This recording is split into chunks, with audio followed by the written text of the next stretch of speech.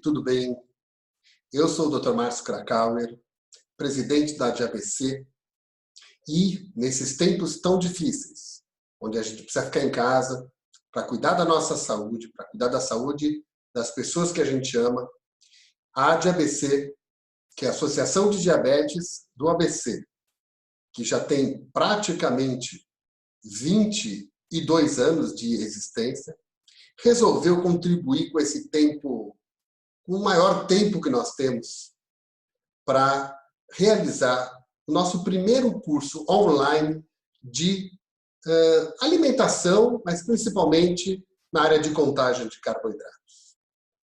Nós abrimos as inscrições e rapidamente tivemos acima de 600 inscrições, e a nossa ideia é fazer um belo curso, simples, direto, com boas dicas, e que faça todos nós e vocês compreendermos melhor como nos alimentar melhor, como ter melhor saúde e como controlar melhor a nossa glicemia.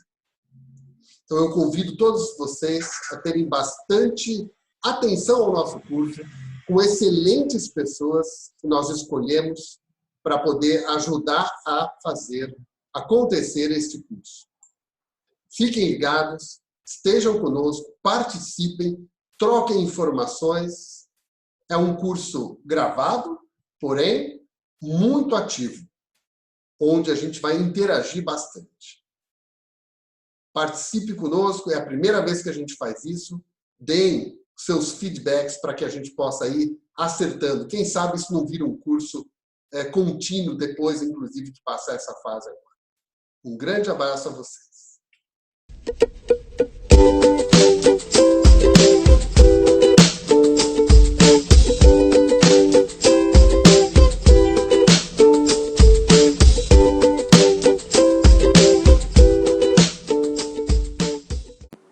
Oi, gente, tudo bem com vocês? Como que vocês estão?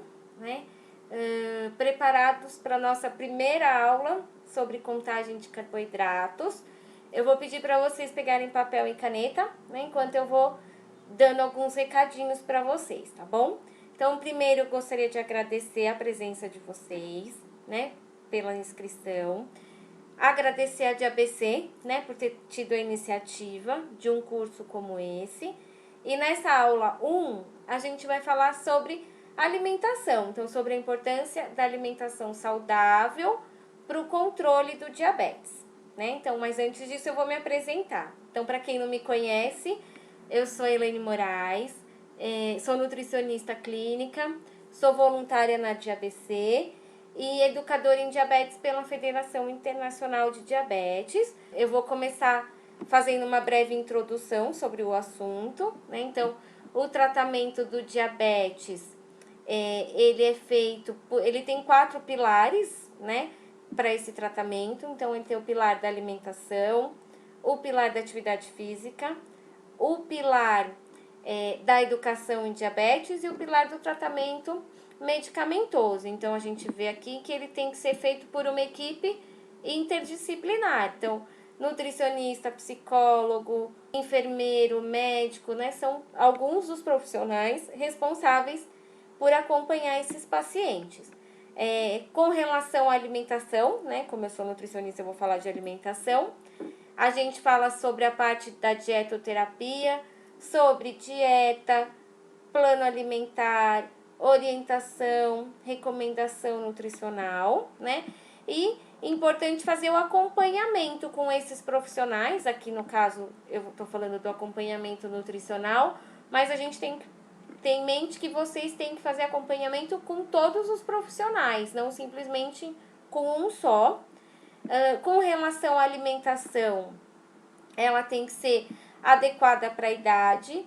Então, criança, adolescente, adulto, idoso tem necessidades diferentes. E aí o plano alimentar ele acaba ficando diferente. Tem que ser adequado ao estilo de vida. Então, se é uma pessoa que faz atividade física, o tipo de atividade física que ela faz, a frequência que ela não faz, se ela não faz atividade física, como que é o trabalho dela, se ela trabalha o tempo todo sentado ou se ela trabalha o tempo todo em pé, né? Então, são todos esses parâmetros que a gente leva em consideração. E aí já vai a primeira dica. Para quem não faz atividade física, a gente tem que começar a fazer alguma atividade física, né? O meu papel aqui é estimular vocês a fazerem atividade física. E com relação aos carboidratos, né? A gente precisa fazer uma dieta adequada nos carboidratos. Aonde mais pra frente, nos próximos slides, eu vou colocar sugestões, exemplos de cardápios para vocês seguirem para ajudar no controle da glicemia. Então, a primeira dica é a atividade física, né? Que a gente precisa, quem não faz, começar a fazer. E aqui, eu peguei essas informações do Guia Alimentar, elaborado pelo Ministério da Saúde em 2014, né? Esse guia, ele é gratuito, quem quiser pode procurar no Google, é um guia super fácil de achar. Ou se alguém tiver dificuldade que queira pedir, eu mando no grupo depois. E ele classifica os alimentos de acordo com o tipo de processamento que ele sofre ou não, né? Então, aqui eu coloquei no verde, amarelo e vermelho, justamente para vocês entenderem como um farol mesmo. Então, onde o verde a gente vai preferir o consumo, o amarelo a gente vai ter cautela ou um cuidado, e o vermelho a gente vai evitar o máximo possível ou limitar esse consumo. Então, os alimentos in natura ou minimamente processados são os alimentos que vêm da natureza, que estão prontos para serem consumidos ou vão sofrer um processamento mínimo, né? Então, pode ser alimentos tanto de origem animal quanto de origem vegetal. Então, aqui estão alguns exemplos que eu coloquei. Então, a gente tem a carne, o frango, o peixe, as frutas, né, as verduras, os legumes, né, são todos os alimentos que vêm da natureza. Os processados e os ultraprocessados, a diferença entre eles está na presença ou não de corantes, conservantes, aditivos, adoçantes, né, enfim, e na quantidade de ingredientes que eles possuem. Então, os processados são até 5 ingredientes na lista, e os ultraprocessados é o que possui os corantes, conservantes. Então, aqui, como exemplo, eu coloquei o tomate como um alimento in natura, o molho de tomate como um alimento processado, mas se ele tiver mais do que 5 ingredientes, ele vira um alimento ultraprocessado, então a gente tem que tomar cuidado. E o ultraprocessado, o ketchup. Então, a gente vê aqui que aqui é uma produção mais industrial e aqui é uma produção mais natural. E essa é a classificação que o Ministério da Saúde fez para nós. Aqui eu vou falar um pouquinho sobre como montar, né, as refeições ou os pratos saudáveis. E aí vem a segunda dica com relação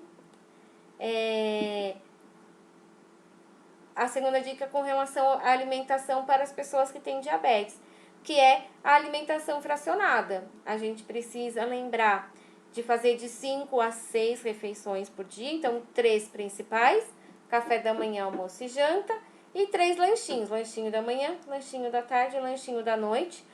Ou, para quem janta mais tarde, 2 lanchinhos à tarde e o jantar mais tarde. Então, aqui, para montar o prato, a gente tem que lembrar do tipo de processamento daquele alimento, mas lembrar dessa combinação, né? Então, aqui, a gente tem que escolher uma fonte proteica. Então, pode ser um leite, pode ser um iogurte, pode ser o ovo, pode ser um queijo, né? Então, eu escolho uma fonte proteica, escolho uma dessas fontes. Uma fonte de carboidrato, então pode ser a tapioca, pode ser o pão de queijo, pode ser um pãozinho integral, pode ser um cuscuz, pode ser uma mandioca, né? Então, eu sempre escolho dando preferência para o carboidrato integral, um incremento ou uma fonte de gordura, né? Então, ou uma fonte de um carboidrato também, como um incremento, aqui que nem eu coloquei a geleia, né? Então, uma geleia sem adição de açúcar, um requeijão, uma manteiga ou um queijo, mas lembrando que eu não coloco o leite. E uma fonte de frutas, verduras e legumes, né? Que são ricos em vitaminas, em minerais, em fibras, né? Então, a gente precisa combinar um de cada um. Aqui, pro lanchinho da manhã, a proposta é a gente colocar um alimento só. Então, eu coloco um iogurte, ou uma fruta, ou uma castanha, né? E no lanchinho da tarde, posso colocar 2 alimentos. Um leite batido com fruta, um iogurte com aveia, um iogurte com banana, uma banana com aveia, né? Então, eu sempre vou escolher um só alimento no lanchinho da manhã e 2 alimentos no lanchinho da tarde. Aqui pro jantar, né, pro almoço e pro jantar, né, eu gosto bastante de usar o desenho do prato, né, que eu acho que fica bem didático pra gente olhar pro prato, perceber o prato. E aí a terceira e quarta dicas, né, terceira, quarta e quinta dicas ficam aqui. Então, como que a gente tem que montar um prato no almoço e no jantar? Metade do prato para as verduras e os legumes, né? Para os crus, para os cozidos. 1/4 para a proteína e 1/4 para o carboidrato. Então, aqui, por exemplo, eu pus alface, cebola, beterraba e cenoura. Aqui, o frango, que aí pode ser substituído por uma carne, por um peixe, por um ovo.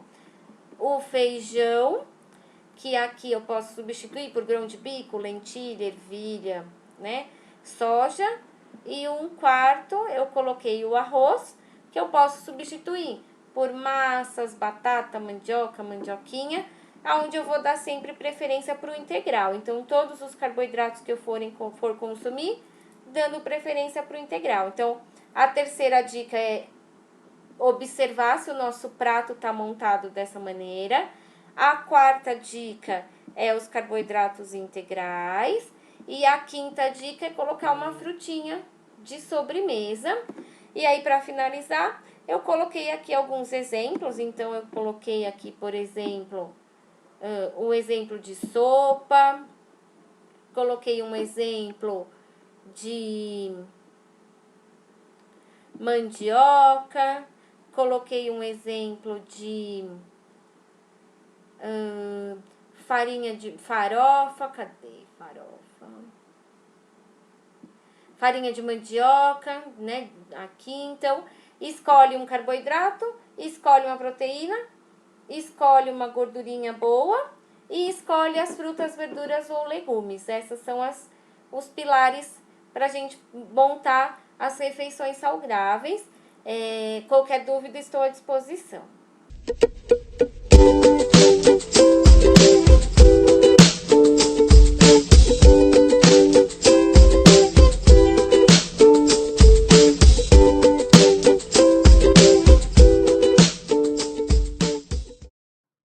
Olá, meu nome é Nicole, eu sou enfermeira, educadora em diabetes e junto com a Elaine vou conversar com vocês um pouquinho sobre contagem de carboidratos.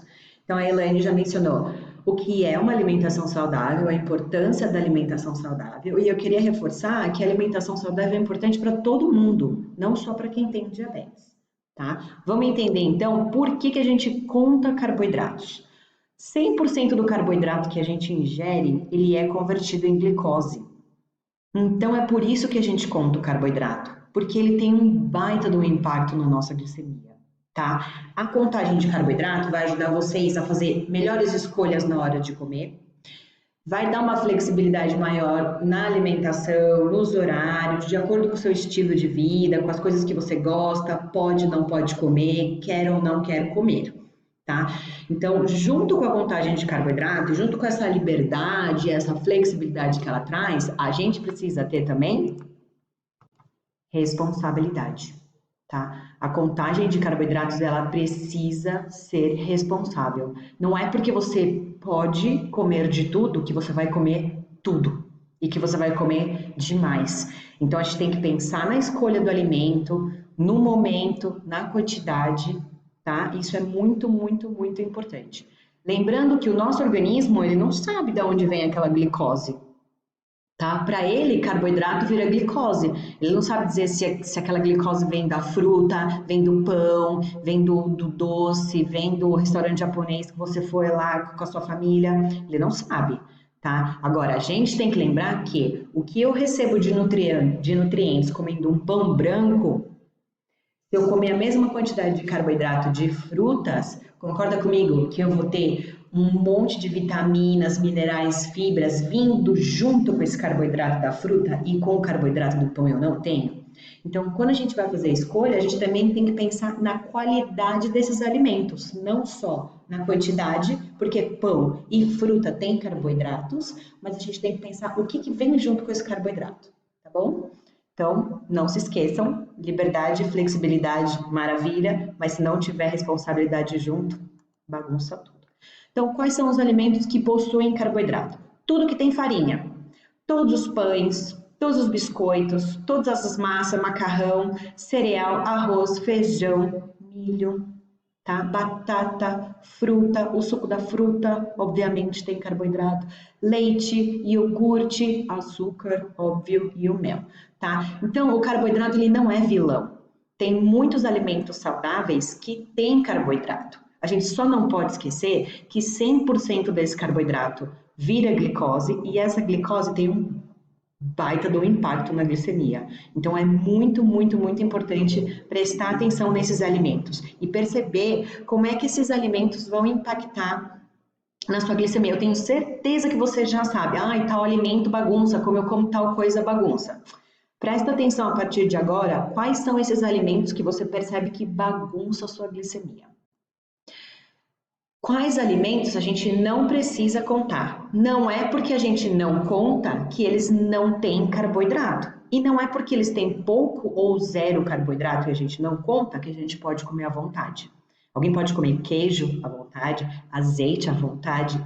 Essa coisa de à vontade, isso não existe com relação à comida. A gente precisa esquecer um pouquinho disso. A gente vai comer o necessário para receber os nutrientes importantes para a gente ter energia e essas coisas todas. Então, carnes em geral, as gorduras, azeite, manteiga, queijo, água, café com adoçante, essas coisas, a gente não conta. Elas têm um pouquinho de carboidrato, mas a gente não conta. Cuidado com nuggets e salsicha. Não pense que isso é carne de frango ou carne de porco ou sei lá. Tem um monte de coisinha lá dentro para fazer aquela massinha que tem carboidrato, tá? E para a gente começar, então a gente vai encerrar já essa aula. Eu vou passar uma tarefinha para vocês fazerem para a próxima aula. Por quê? Na contagem de carboidrato, a gente tem que ter disciplina e a gente tem que ter comprometimento, tá? Então, essas tarefinhas que eu vou passar para vocês vai ajudar vocês a começar a entender a disciplina que precisa.